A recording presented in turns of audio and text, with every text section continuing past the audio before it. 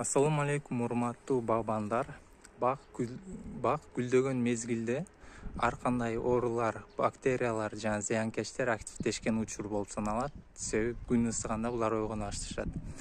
Бул видеонун экинчи бөлүгү бакты дарылоонун, кароонун иштерин качан баштоо керек деген. Күзүндө башталат. Күзүндө бактын түбүндөгү чөп, жалбырактарды тазалап, өртөп салынат. Анан эрте жазда бак буталгандан кийин эле ооруларга, зыянкечтерге каршы препараттар менен дарыланып коет.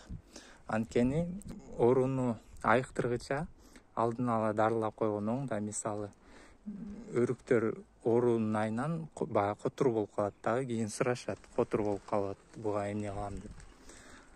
Котур болгондон кийин аны тазалап болбойт, алдын алыш керек.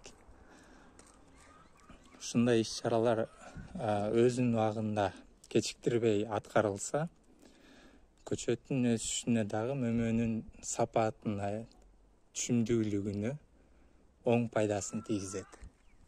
Көчөттү гүлдөгөнгө чейин, анан гүлдөгөндөн кийин корулоондо дарылоо керек.